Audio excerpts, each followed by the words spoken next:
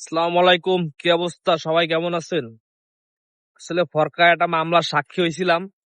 সেই সাক্ষী দেওয়ার জন্য কোর্টে চলে আসলাম।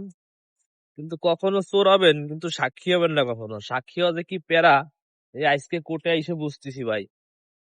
বাহায় যাচ্ছিলাম, হঠাৎ এক দারোগা ধরে একটা মামলার সাক্ষী বানাই দিল। সে মামলার ওয়ারেন্ট বের হয়ে গেছে, যে সিম চালাইতাম সেই সিমটা ছিল বন্ধ। শালা দারোগা মানে যে মামলার যে ওয়ারেন্ট বের হয়ে গেলে যে আসে, সে গতকালকে রাত্রে বাহায় গেছিল।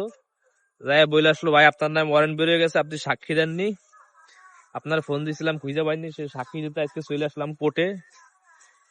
সে দারোগা বলতেছে, ভাই একটা দুইটা বাঁচতে পারে কোর্টে, কোর্ট উঠতে উঠতে তখন আর কি সাক্ষী দেবে। দেখেন, সাক্ষী হয়েছেন আপনি, আপনার সারাদিন বাসও যাচ্ছে, পকেটের ভাড়াও যাচ্ছে, আবার দিনটাও চলে যাচ্ছে, অথচ আবার আপনার বাসায় দারোগাও চলে গেছে আপনার হয়রানি করার জন্য। যখন আপনার বাসায় দারোগা যাবে, যাই বলবে ওয়ারেন্ট হয়ে গেছে, তখন তো মনে করেন বাড়ির ভিতরে মানুষ দেখবে না যে আপনার কিসে ওয়ারেন্ট হয়ে গেছে।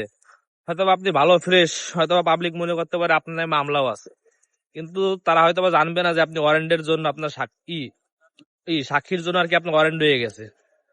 তাই কেউ এরকম হয়রানির ভিতরে পড়বেন না। অনেক সময় চোরও ভালো, কিন্তু সাক্ষীও ভালো না। কথাটা আসলে বাস্তব ভাই। না আসলে বা না সাক্ষী হলে বুঝতে পারতাম না, এলে খুলনা কোর্ট।